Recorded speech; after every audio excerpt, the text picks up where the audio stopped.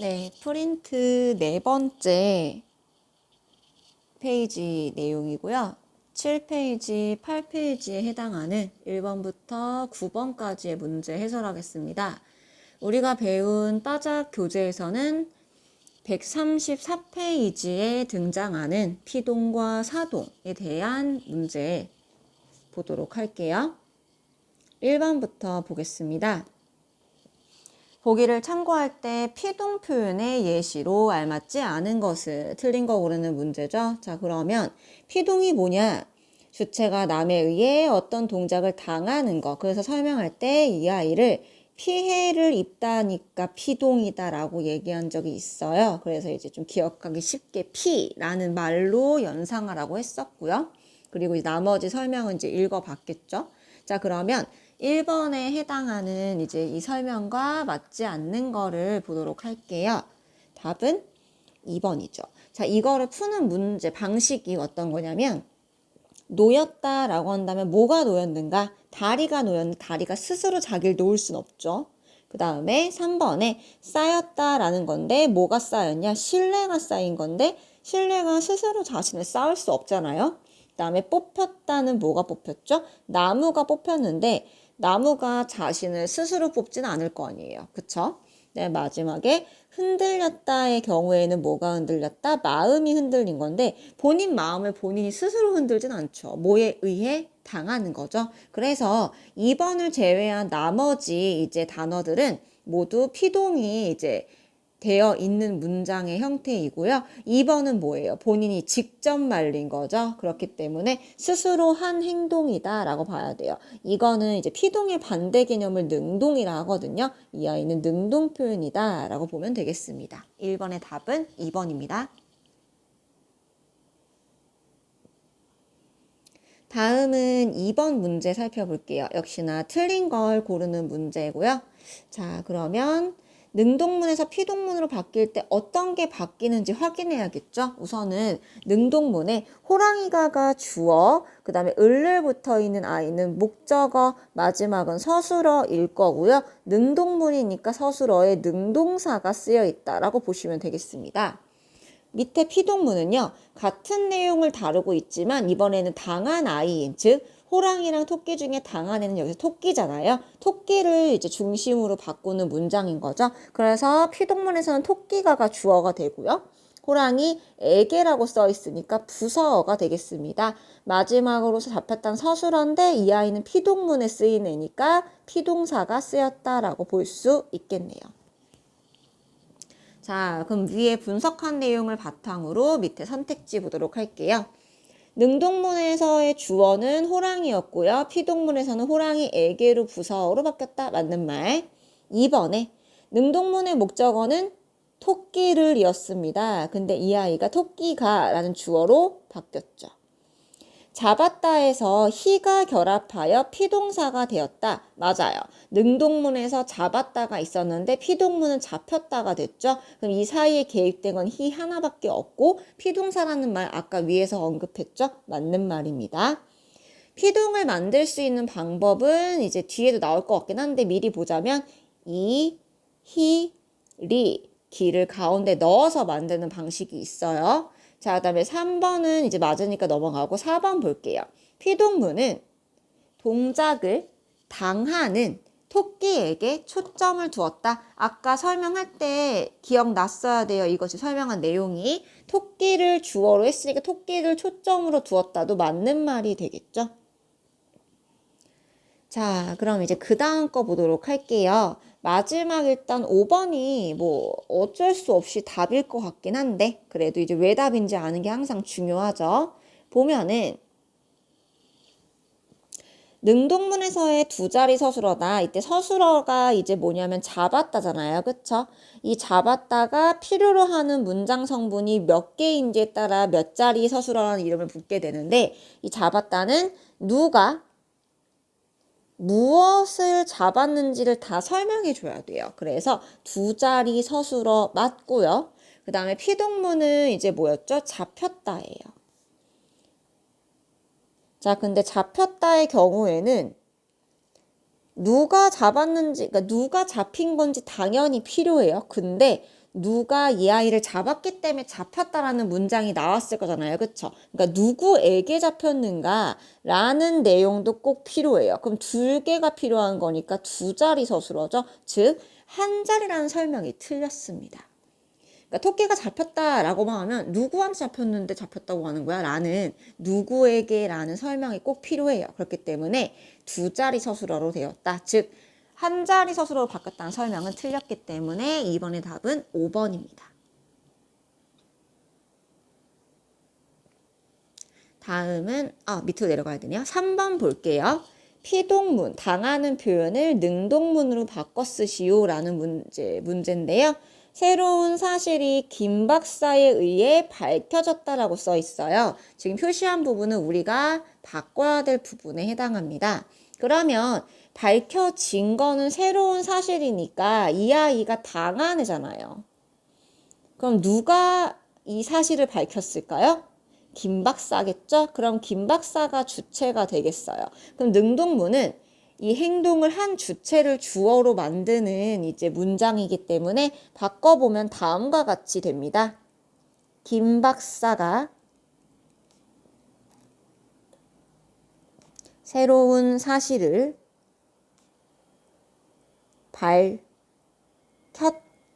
밝혔다라고 하면 되겠습니다. 3번 답은 김 박사가 새로운 사실을 밝혔다라고 써주시면 돼요.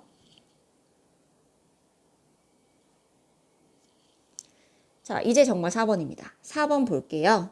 자, 여기 보면은 만드는 방식 나와 있죠? 이건 뭐 거의 외워야 된다 생각하면 되겠습니다. 외워야 돼요. 기억하시고요. 빠작에 나와 있는 페이지 있잖아. 빠작의 페이지는 이제 아까 134페이지에 설명했던 거 있죠? 그것도 꼭 같이 보면서 복습하세요. 자, 4번에 피동 표현을 바르게 사용한 거. 이번엔 바른 겁니다. 자, 그럼 볼게요. 누구나 행복을 누릴 자격이 있다고. 생각은 하는 거예요. 되는 게 아니고 되어지는 것도 아니고요. 그렇기 때문에 잘못된 방식입니다. 생각한다가 가장 맞는 표현이니까 고쳐두시고요. 그 다음에 2번. 손바닥에 쓰인 것이 지워지지 않는다. 자, 그럼 지워지지 할 때 이 아이 있죠? 이 아이는 기본형이 뭘까요? 네, 지우다입니다. 그러면 지우다라는 아이를 여기 이제 지우라는 말, 이제 여기 다른 어빈을 제외하고요. 여기에다가 어지 넣으면 지워지지 되는 거잖아요. 그쵸? 그렇기 때문에 2번은 틀린 거 없이 잘 썼다라고 보시면 됩니다. 다음 3번 볼게요. 믿겨지지. 아니죠. 믿기지라고만 쓰면 될 걸 굳이 믿기, 어지를 둘 다 쓸 필요가 없습니다. 믿다가 기본형이니까요.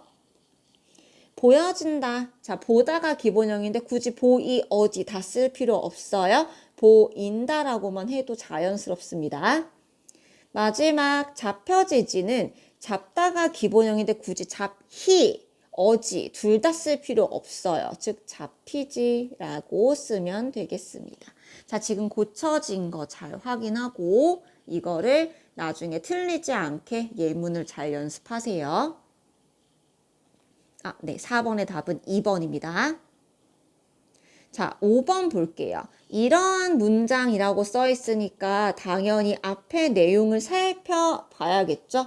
자, 앞에 이제 이러한 문장들이 가리키는 내용이 뭐냐면 앞에 능동문의 주어가 불분명하다 아니면 목적어를 부각한다 라는 이제 두 가지 설명이 있고요. 이런 문장들을 가리킨다 생각하시면 되겠어요. 즉 이제 피동문으로 바꿀 때는 얘가 이제 당한 애는 있는데 누가 얘를 당하게 만들었는지가 불분명할 때 아니면 주로 당한 애는 이제 목적어가 당하는 경우가 많아요. 그래서 그냥 피동 문장을 생각하면 되겠죠. 근데 이제 그런 부분에서 해당하지 않는 걸 고르는 겁니다. 자, 오늘은 날씨가 많이 풀렸구나. 그러면 풀렸구나. 뭐가 풀렸죠? 날씨가 풀렸어요. 근데 날씨를 누가 풀었는지는 안 나오잖아요. 주어가 불분명하고 그 다음에 날씨라는 게 뭐 목적어도 일단 없어요. 그쵸? 뭐 날씨를 일단 해당하지 않는 말이니까 일단 주어가 안 보이니까 이거는 이제 괜찮은 말인 거죠. 일단 예문에는 해당하는 거죠. 그 다음 볼게요. 거쳤다. 뭐가요? 안개 구름이 거쳤어요. 얘도 누가 안개 구름을 거둔 건지 안 나왔잖아요. 그쵸? 주어가 불분명하다. 그 다음 볼게요. 그는 곤란한 상황에 놓였다라고 되어 있는데 이 놓인 거는 이제 어떤 거죠? 그를 누가 곤란한 상황에 놓았다라는 내용이 있을 건데 누군지 안 나왔어요. 그쵸? 주어가 불분명하다. 내지는 이제 그가 당했다를 강조하고 싶은 거죠. 그 다음 볼까요? 꺾였다. 누가 빗줄기 기세를 꺾은 건지는 안 나왔잖아요. 주어가 불분명하죠. 자, 그럼 답은 5번인 건데 왜 5번이 틀린 건지를 볼게요. 왜 설명에 해당하지 않는지. 밟혔다예요. 그러면 발이 밟힌 거죠. 그쵸?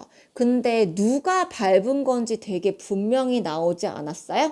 옆에 있던 사람이 밟았다면서요. 그럼 이거는 누가 밟았는지에 대한 능동문의 주어가 되게 분명하게 나온 문장이에요. 즉, 위에 보기에서 이러한 문장은 누가 밟았는지 안 나왔어야 돼요. 그쵸? 그런데 이제 분명하게 나온 문장이라 여기 위에 보기에 설명하는 기억의 내용과는 일치하지 않습니다. 5번의 답은 5번. 다음은 8페이지 넘어가야겠죠? 6번 문제 해설할게요. 자, 이제 사동 문제로 넘어갔습니다.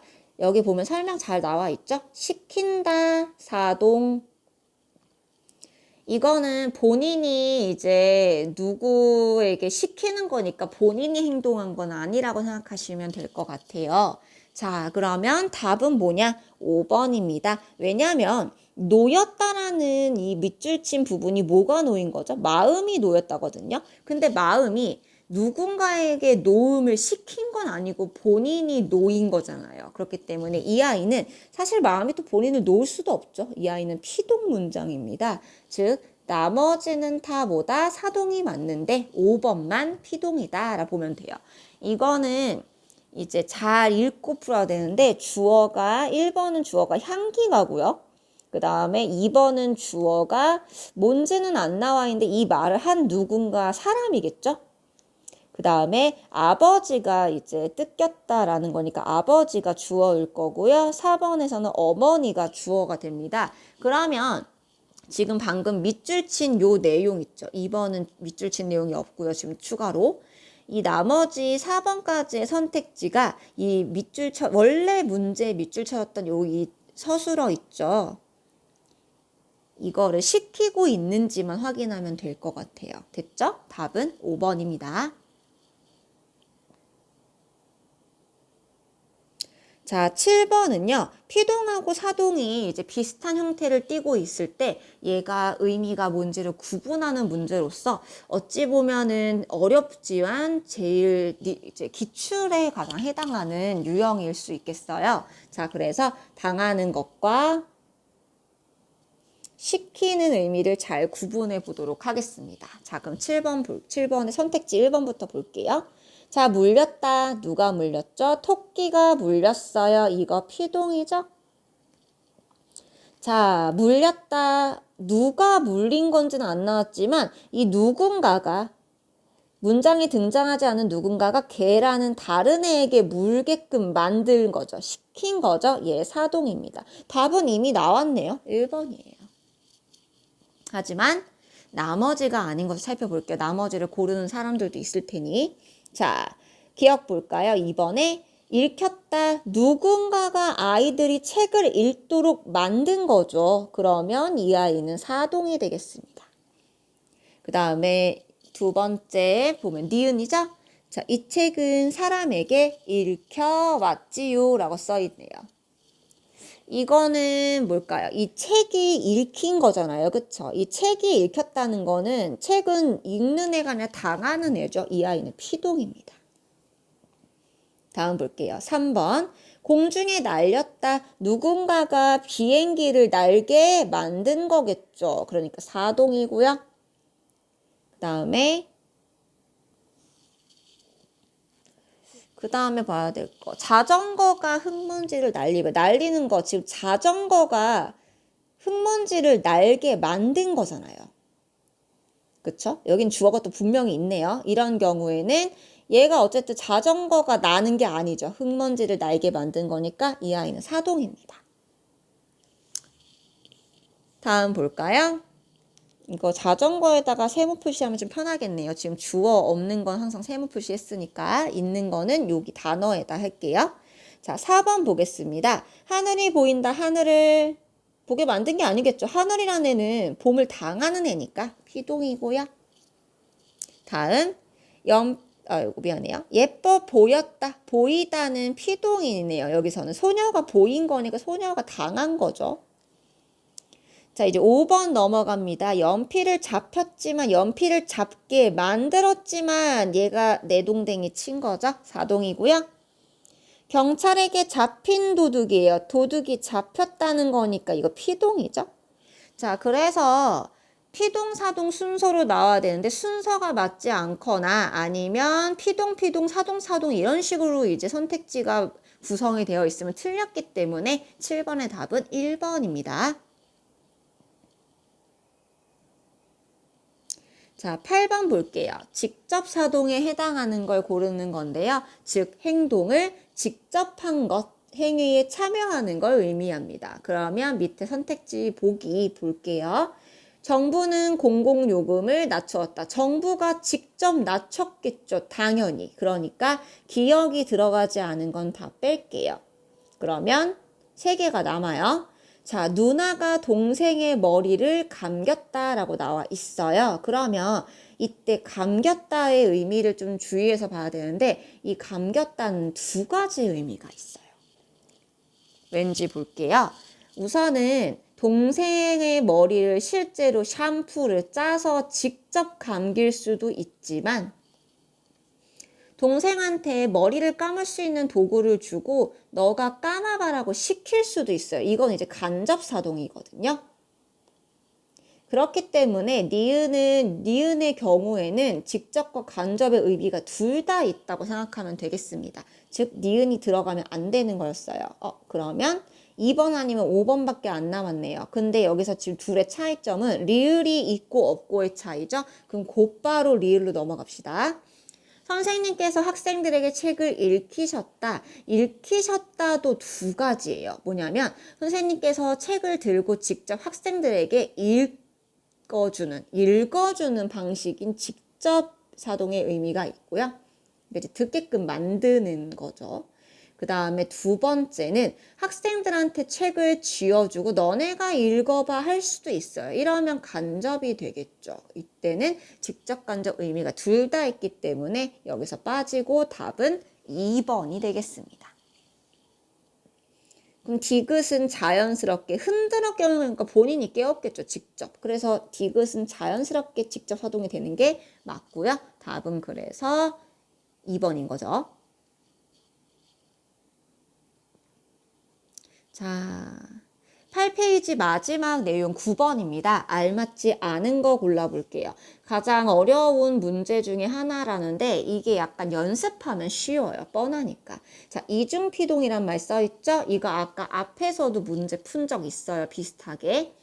중복되지 않게 피동을 써야 되는데 이걸 중복되게 쓰면 이중피동이라고 해요. 근데 지금 문제 조건이 뭐죠? 이중피동이 아닌 걸 고르는 거예요. 즉 적절하게 피동 표현 쓴 걸 고르면 됩니다. 자, 그러면 일단은 기본형부터 파악해줘야 이걸 풀 수 있어요. 1번 볼까요? 다려진의 기본형은 다리다예요. 그러면 어미를 빼고 다리다에다가 어지를 쓴 거잖아요. 그래서 다려진이 된 거죠. 그쵸? 그럼 얘는 이중피동이 아닙니다. 답은 1번이죠. 잘 쓴 거예요. 이렇게 쓰면 돼요. 다리 어진, 다리 어진 이렇게 쓴 게 아니에요. 다리 어지예요. 자, 2번 볼게요. 페어. 페어의 기본형은 파다예요. 근데 파다가 지금 페어라 써 있잖아요. 그쵸? 이도 쓰고 이를 한 번 더 쓴 거거든요. 그래서 얘는 어떻게 써야 되냐면요. 파여라고 쓰든 아니면 페라고 쓰는 게 원래는 맞아요. 그래서 이제 자연스러운 건 이쪽이고요.